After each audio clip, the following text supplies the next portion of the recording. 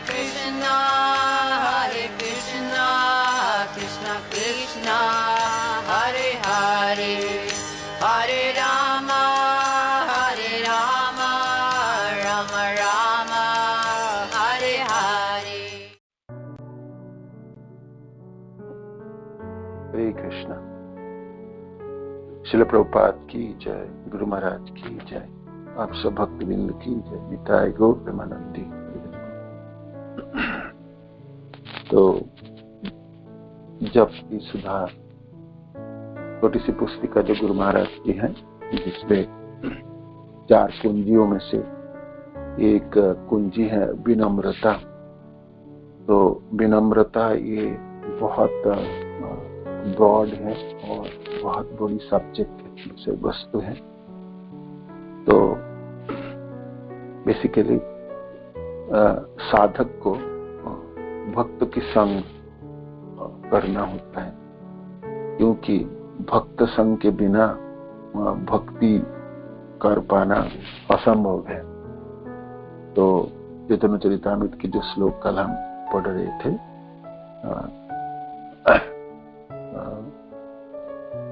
भक्त संग भक्ति की जन्म मूल है। भक्ति भक्त संग से भक्ति प्राप्त होती है ना। और जो कृष्ण प्रेम है वो भी प्राप्त करने की एक मुख्य अंग है भक्त की संग। भक्त की संग से ही भक्ति प्राप्त होती है। और जहां तक कृष्ण प्रेम की बात है, कृष्ण प्रेम पाने की भी एक मुख्य अंग है भक्त संग। इसलिए साधु संग सर्वशास्त्री कहे, लभ मात्र साधु संग सर्व सिद्धि है।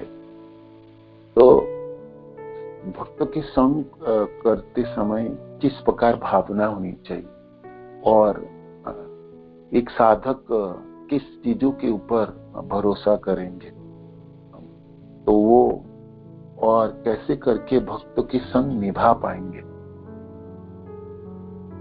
तो वो विनम्रता सर्वोपरि है। विनम्रता जो पॉइंट है, जो गुरु महाराज पहले ही वर्णन किए हैं 4 कुंजियों में से, वो हमको हर तरह से बचाएंगे, है ना, और रक्षा करेंगे भक्त की संग करते समय। आप जैसे भक्त की संग कहेंगे बहुत झंझट है और विडंबना है और अपराध होते रहते हैं और हम फंस जाते हैं प्रजल्प में, और हम ना चाहते हुए बहुत अनजाने घटनाएं हो जाती है। तो भाई संग करेंगे, है ना, अकेले ही जपेंगे और अकेला ही साधन करेंगे और अकेला ही भक्ति करने की प्रयत्न करेंगे, तो ये ठीक नहीं है, ये नहीं हो पाएगी। ये हो पाता तो महाप्रभु ये सब श्लोक क्यों वर्णन करते हैं चैतन्य चरितामृत में। और साधु संग के बिना भक्ति नहीं होगी।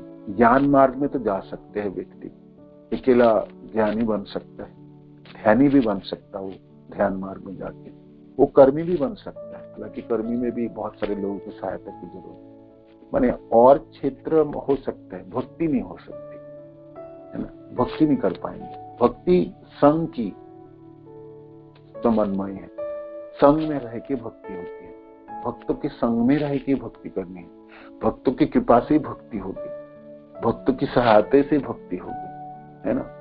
तो अब हमने भावना किस प्रकार रखे भक्त के संग, तो ये विनम्रता बात आई। व्याप्ते नादपि सुनिचेन तरल सही सुना अमनि न मान दे कीर्तन्य सदा हरि।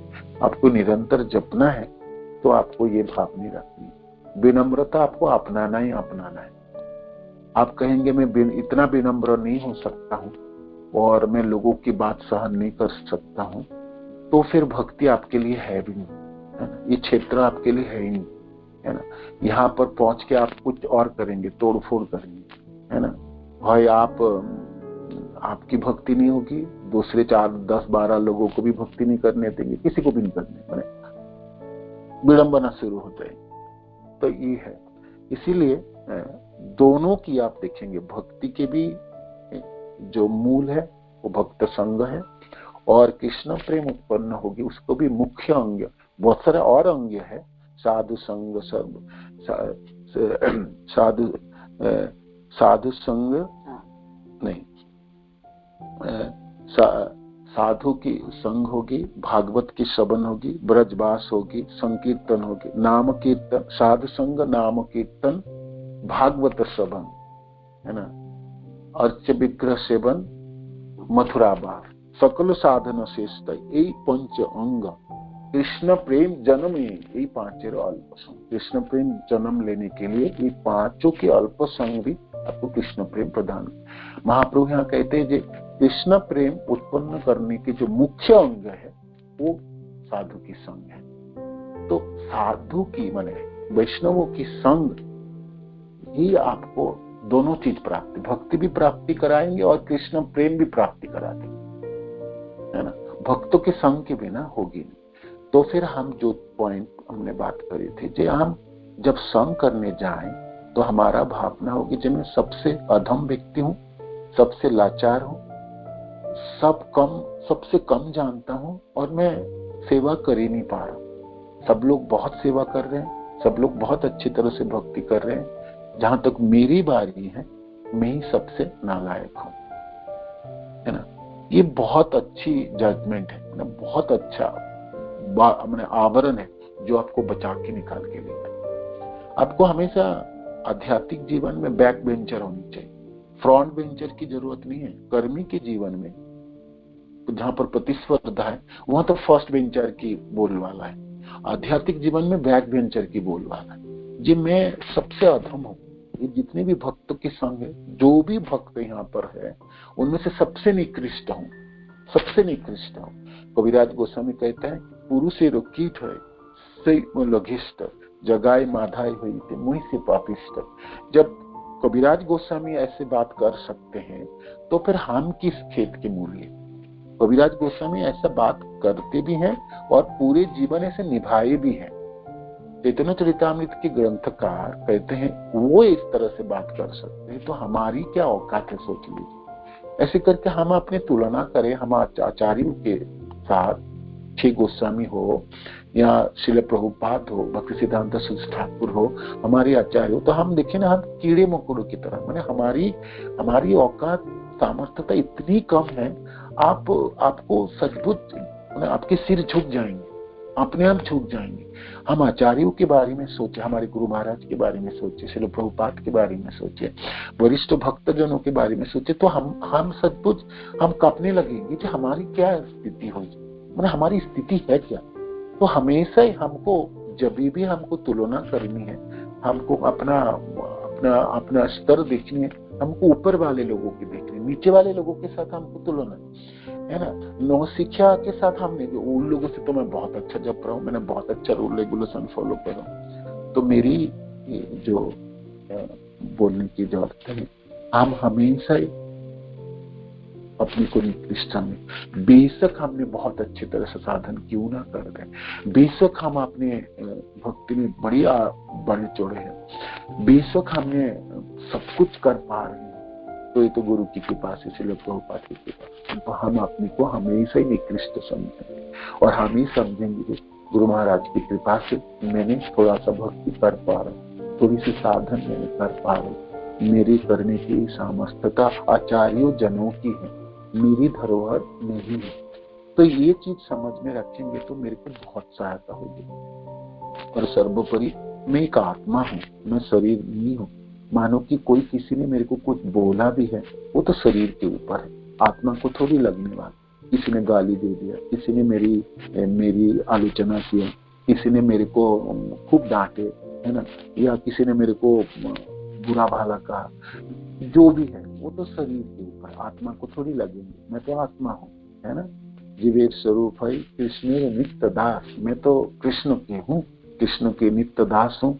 दूसरे लोग मेरा क्या कर लेंगे, है ना, मेरे को क्या, मेरी कुछ भी बोले, कुछ भी करे, है ना, मैं सब सहन करूंगा, है ना, मैं सब सहन करूंगा, मैं सब सहन करूंगा। ये जो बात है ना बड़ी सुंदर है, बहुत सुंदर है। मैं सहन करूंगा, आप बोलेंगे ना, आप सुबह उठ के जो मैं सहन करूंगा, आप देखिए आपको शक्ति उत्पन्न होगी, सद्बुद्धि उत्पन्न होगी, आप एक पॉजिटिव एनर्जी फ्लो करके जब मैं सहन करूंगा। जब भी मैं होता जब मैं सब नहीं सहन करूं, सबको नहीं सहन करूं, क्यों सहन करूं? जब भी ये बात हम बोलते हैं ना, तब नकारात्मक छा जाएगी, मनों में एक क्रोध उत्पन्न हो जाता है, मनों में एक एक एक एक घृणा उत्पन्न हो जाता है। मैं सहन करूं, है ना, मैं सहन करूंगा। जब तक मैं जीवित रहूंगा तब तक मैं सहन करूं, तब तक सहन करूं। भक्त के नहीं सहन करूं तो फिर किसको करूं? फिर कर्मी लोगों को करनी पड़ेंगे, दुनिया के लोगों को करनी पड़ेगी। भक्त को छोड़ जाएंगे तो फिर कर्मी लोगों की संग होगी। भक्त को हम छोड़ जाएंगे तो फिर हमारी तो सारी सब कुछ छूट जाएंगे, है ना। भक्त को सहन करना, है ना। तो भक्तों के सहन करते जाके हम गलती क्या करते, हम किसी को भी सिखाने लग जाते और किसी को उपदेश देने लग जाते। ये बहुत बड़ी विपत्ति है ना। सब लोग मेरा नहीं सुनेंगे और सब लोग मेरे अधीन नहीं है। मैं किसी क्षेत्र की काउंसलर हूँ, मेंटर भी हूँ, मैं तो मेरा अपने क्षेत्र है, मेरा अपने लोग है ना, जिसको मैं, जिन लोगों ने मेरे को अधिकार दिए हैं, मेरे को श्रद्धा सम्मान करते हैं। आपको तो श्रद्धा ही नहीं है, सम्मान नहीं है, आप किसी को बोलने जाओ वो तो आपका सुनेंगे नहीं, उपरंतु आपकी आलोचना भी होगी और आपको नीचे गिरा देंगे। तो क्या लाभ होगी बोलते जाके? तो इसलिए हर जगह में हर व्यक्ति को नहीं सिखाना, आपको हर भक्त को उपदेश नहीं देना। किसी भक्त वो अपने गुरु महाराज से जुड़े हैं, उनके शिक्षा गुरु से जुड़े हैं, उनके अपने काउंसलर हैं, उनके अपने मित्र हैं जिनके साथ वो है। तो हमको मानो कि किसी को सुधारना ही है, किसी को आप बोलना ही है, तो तीसरे व्यक्ति को नहीं बोलना। आपको गट्स है, माने आपको सामर्थ्य होता है तो उसको ही जाके बोलना पड़ेगा आपको, है ना। और वो आपके गुरु भाई व गुरु बहन है तो बिल्कुल नहीं है, बिल्कुल नहीं है। माने आप अधिकार से वंचित है ना, आप अधिकार से वंचित है। आपके किसी गुरु भाई व किसी गुरु बहन को आपको सिखाने की जरूरत नहीं है, वो आपके दायरे में नहीं है, वो आपके दायरे में, वो आप गुरु महाराज है। वो गुरु भाई व गुरु बहन वो उनकी शिक्षा गुरु के अधीन है ना, मेरी अधीन नहीं है। इसलिए मानो कि कोई गलती भी कर रहे हैं, मानो कि एक व्यक्ति गलती भी करता है और बहुत अच्छे गुना भी है, तो हमको अच्छे गुण को देखने हैं, उनको मानो कि उनकी नकारात्मक चीजों को नहीं देखना, उनको अनदेखा करने, उसको छोड़ देनी। एक व्यक्ति में सारे अच्छे गुण नहीं हो सकता और सारे बुरा गुण भी नहीं हो सकता है। एक व्यक्ति अच्छे गुण और बुरे गुणों की समन्वय है। मनुष्य हमेशा बहुत अच्छी चीजों में नहीं रह सकते और हमेशा बुरी चीजों में नहीं रह सकते। एक समन्वय है, ये जगह एक समन्वय की है। तो हमको चूज करते समय, देखते समय उसको अच्छी चीजों को हम क्यों नहीं देख पाए, देख लेंगे। हाँ, किसी व्यक्ति के प्रति आपने सचमुच आपने कुछ बोलना चाहते हैं, पहले तो उसके साथ अपने भावना व्यक्त कीजिए, मित्रता रखिए।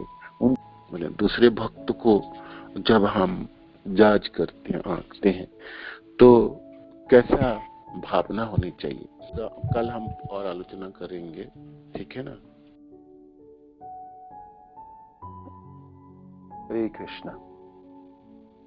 श्रील प्रभुपाद की जय। गुरु महाराज।